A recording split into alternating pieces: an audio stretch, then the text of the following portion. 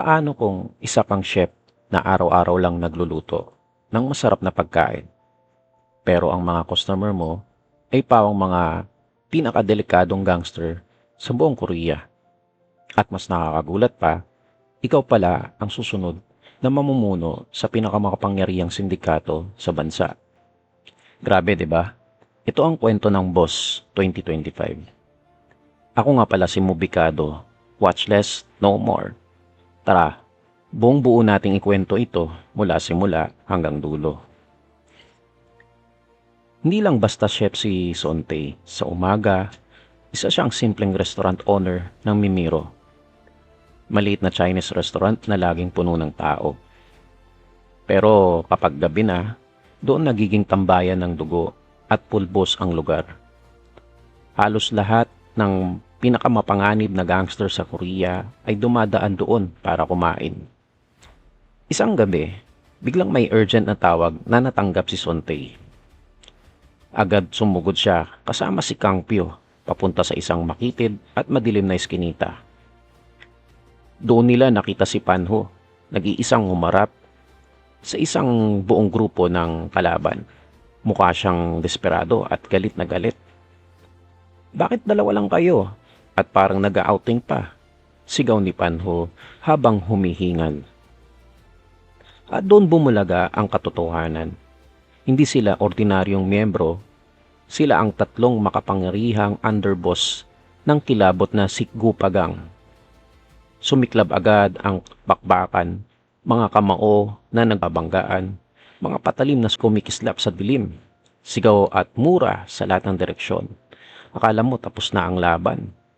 Biglang dumami pa ang kalaban mula sa iba't ibang sulok, pero dumating si Don Lim, ang big boss, kasama ang buong grupo. At sa isang iglap, natapos ang gulo na may dugo at pawis sa lahat. Kinagabihan, nag-inuman sila sa isang tahimik na lugar. Seryosong pinangaralan ni Don Lim ang grupo. "Walang iwanan dito," sabi niya ng mariin. "Isa para sa lahat at lahat para sa isa." At sinabi niyang malapit na nilang kontrolin ang buong Korea. Konti na lang daw ang natitirang teritoryo ng mga kalaban. Mula noon, personal na ginagawa ng tatlong underboss ang mga misyon. Walang backup, walang drama, walang ekstra tauhan at hindi nagtagal, nasakop na nila ang buong underworld ng Korea. Parang isang malaking chess game na panalo sila sa bawat galaw. Lumipas ang 10 taon. Malaki na talaga ang pagbabago. Umasenso ng gusto ang Mimiro ni Sonte. May 12 empleyado na ito at kasama ang asawa niya at ang batang assistant na si Taegyu. Mukhang normal na ang buhay niya sa labas. Parang tunay na legit businessman na siya.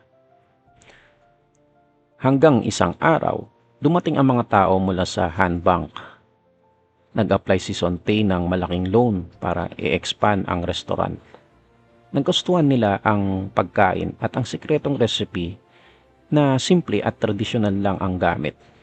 Pero may isang mahigpit na kondisyon. Hindi dapat masangkot sa kahit anong krimen si Sonte at ang pamilya niya. Doon na nagsimulang magkagulo sa bahay. Nag-away sila ng asawa ng todo-todo.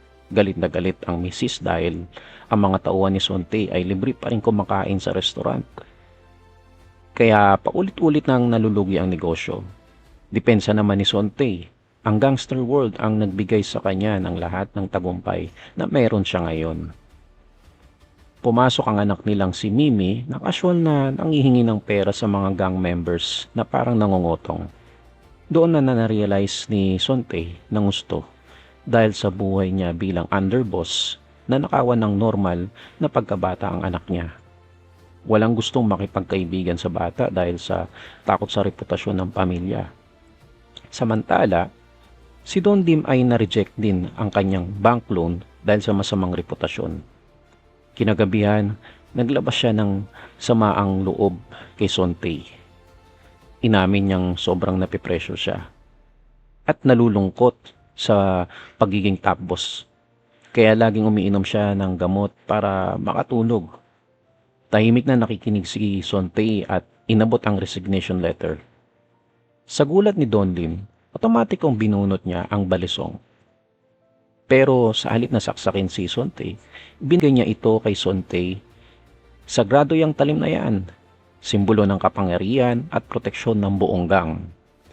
Malalim na tiwala ang ipinakita niya sa kanya at hiniling niyang sana ay makapili rin siya ng tahimik na buhay. Pag-uwi ni Sontae, niyakap siya ng mahigpit ng kanyang asawa.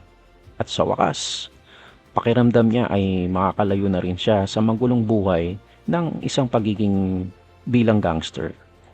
Ni hindi niya alam, yun na pala ang huling gabing magiging payapa ang lahat para sa kanya. Pero kinaumagahan, biglang nagbago ang lahat. Inanunsyo ni Insol na natagpo ang patay si Don Lim sa kanyang pribadong silid. Iniimbestigahan agad si Sontae dahil siya ang huling nakasama nito.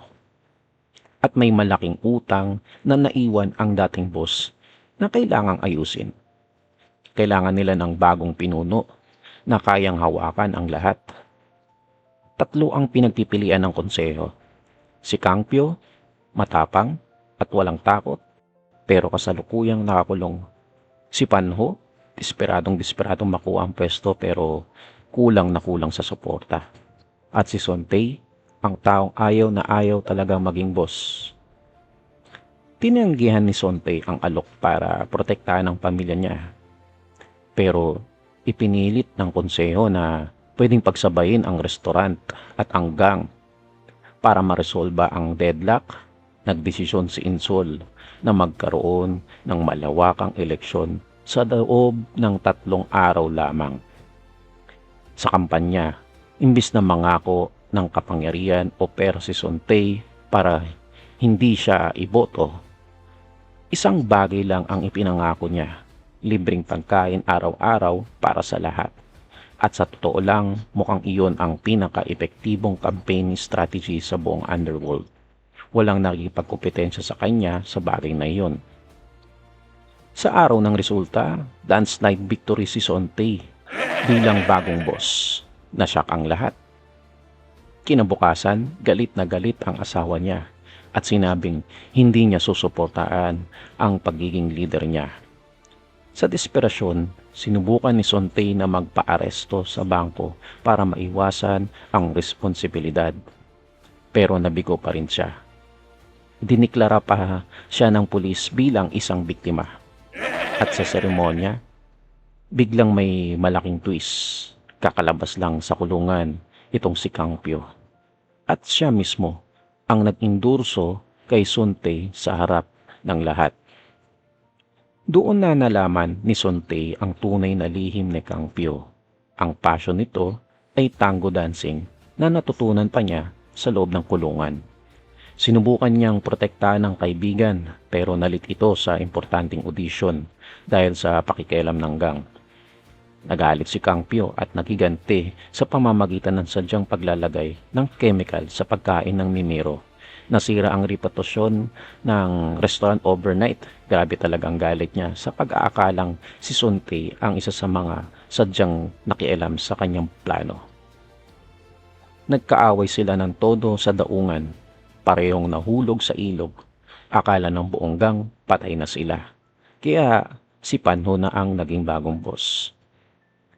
Pero boy na boy pa pala silang dalawa. Nagtago sila sa likod ng Mimiro at doon habang tahimik na nakikinig sa usapan, narinig nila ang pinakamalaking lihim na itong si Insol ang pumatay kay Don Lim at pinalabas lang na suicide. Pinilit din niya si Panho sa malaking drug operation at binantaan ito. Si Taegyo, undercover cop pala mula pa sa simula. Matagal nang alam ni Sontae at binibigyan niya ito ng fake information para maprotektahan ang grupo at maiwasan ng totoong police raid. Nagkaisa ang tatlo para ibunyag si Insol. Sa malaking drug transaction, nagkagulo ng husto. Maraming miyembro ang lumipat kay Sontae nang tanungin niya, sino ang gusto ng libreng tanghalian habang buhay? Tinalo ni Kang Pyo si Panho gamit ang kanyang signature tango fighting style. At nahuli rin si Insol matapos subukan nitong saksakin si Son Tae. Pero naharang ng sagradong balisong na binigay ni Don Lim. Sa uli, binuwag ni Son Tae ang gang ng mapayapa. Pinatunayan niya na hindi kailangan ng dahas para maging tunay na leader. Minsan, sapat na ang tiwala, respeto, at syempre, masarap na pagkain na may libre pa.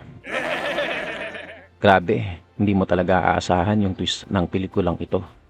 Isang chef na inakala ng lahat na ordinaryo, pero siya pala ang pinaka-kinatatakutan at pinaka-respeto sa uli. Solid ang mix ng comedy, action at heart, Mubikado rating 8.5/10. Like kung nagustuhan ninyo ang mahabang recap na ito. Comment sa baba. Sino sa tatlo ang paborito nyong at bakit? Son Tae, Kang Pyo, or Panho? At ano ang susunod na movie na gusto nyo i-recap? Watch less, know more. Subscribe at i-on ang bell para updated kayo lagi. Salamat sa panonood. See you sa susunod na kwento.